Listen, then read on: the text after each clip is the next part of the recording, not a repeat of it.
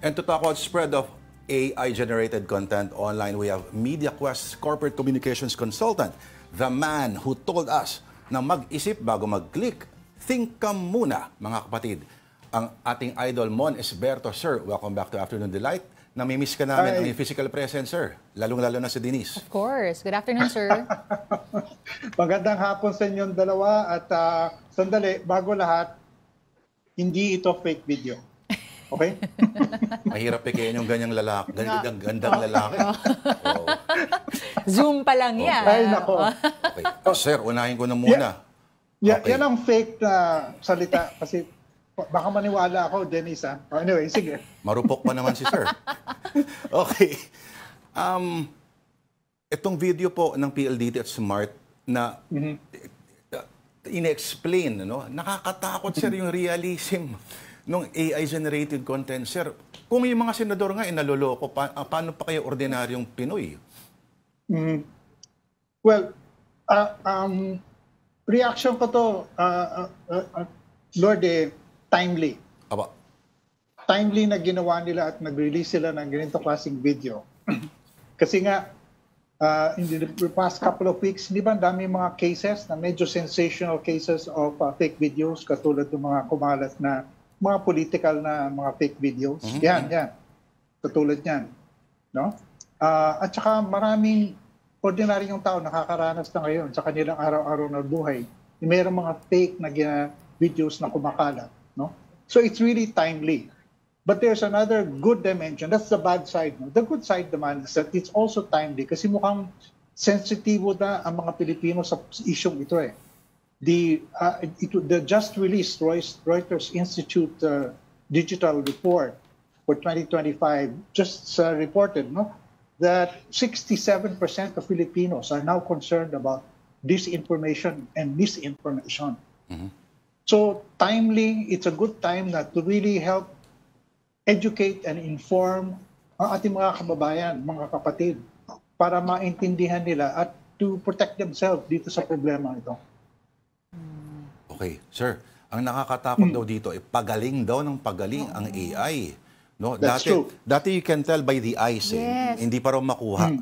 At minsan yung fingers, minsan makikita mo may delay yung galaw.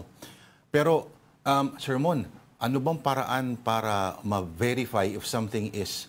Of course, wala namang masama sa AI generated, pero it's yung paggamit sa kanya. Paano po natin malaman kung mali siya po o malisyoso yung pagkagamit po sa kanya?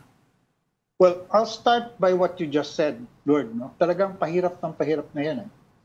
Before kasi nga, tulad ng sinabi mo, minsan hindi tumutugma yung kilos ng labi doon sa labas ng salita.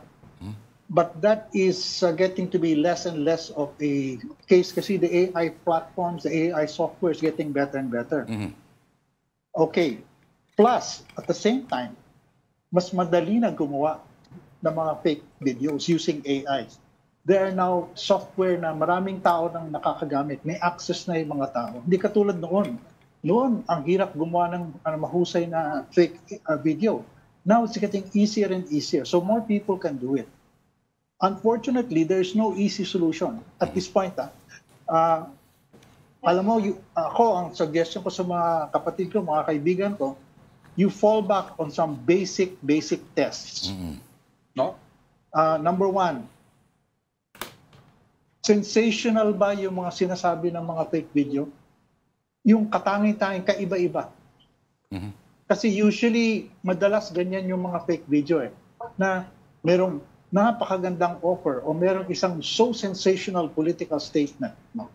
So that's the first red flag. That's the first warning sign na kung sobrang tindi yung mensahe ng video, oops, sandali, tingka muna ha, tingka muna. Okay, that's number one. No? So, but aside from that, meron bang hinihingi silang, ito, another red flag.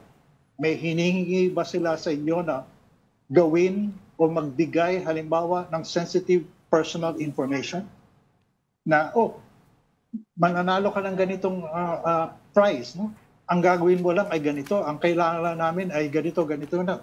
Pag ganun yung mga mensahe, in other words, the content of the video, the content of the message, Yun ang isang dapat pag-isipan natin mabuti. Kasi kung masyado siyang sensation, o meron siyang hinihingi mga personal information, hop, sandali, think ka muna, stop right there.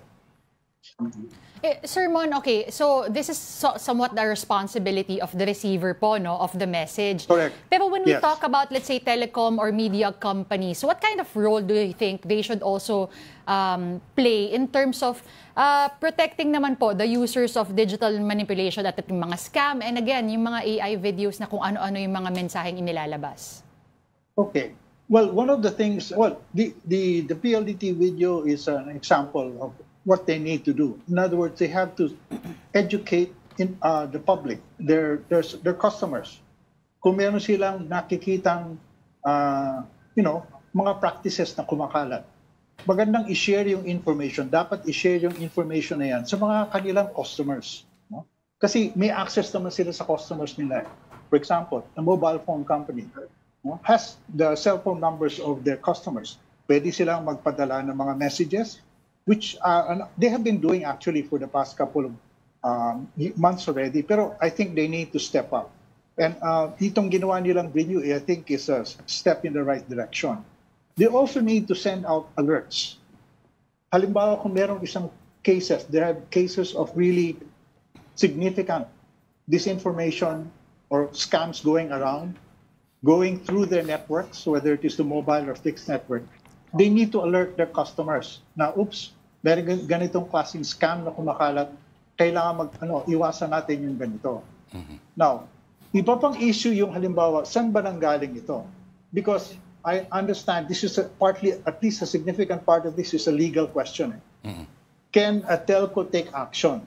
That is something I think that should be coordinated with the authorities because there are different, in the police, for example, and also the Department of Justice, there are agencies that are authorized and empowered to take action on this. So I think there has to be cooperation between the telco or service provider and the government, particularly the prosecution part of the government.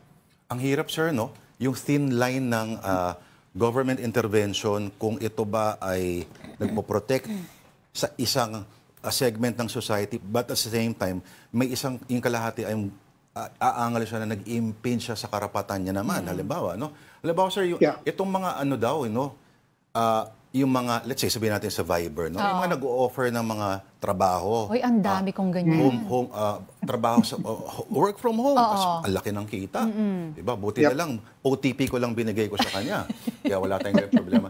Ito, ang angal nila, sir, ay wala raw sila magawa kasi ang mas nag-sign up daw yung scammer doon sa platform mismo.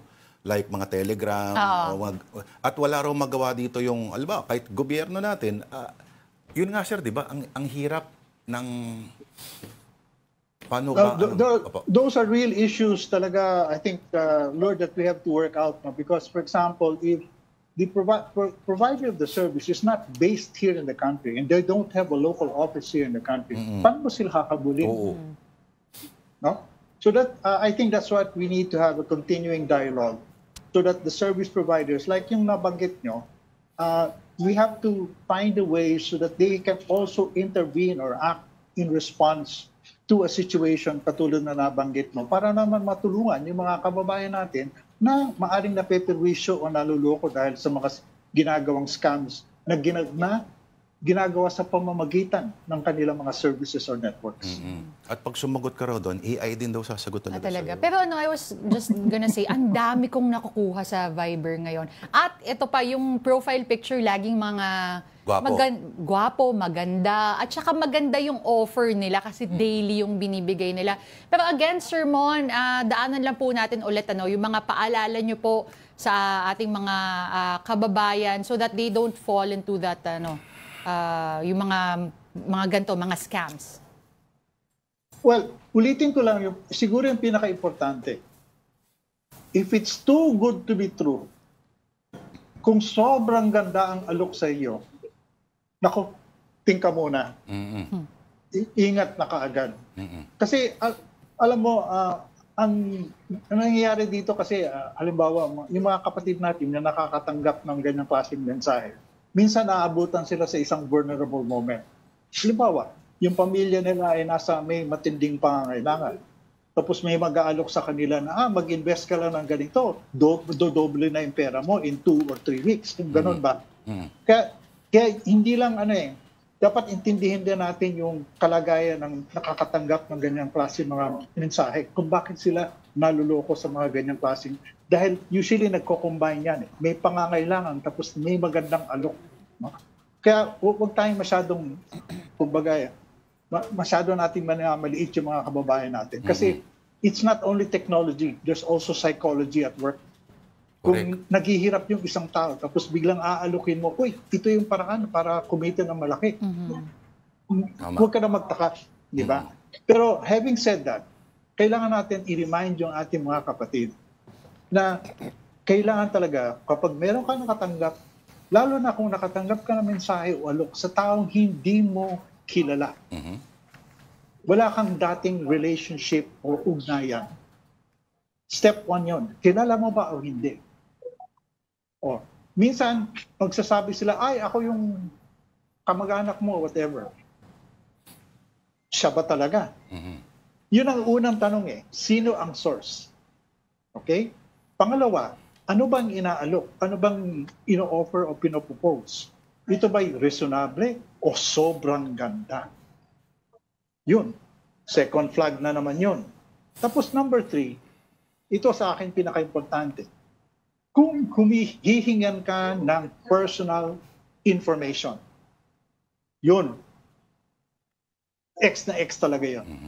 Hihingan yung pangalan mo, address mo, email address, bank account number o e-wallet account number, mga ganon. Basta ganon na yung pinag-uusapan ako.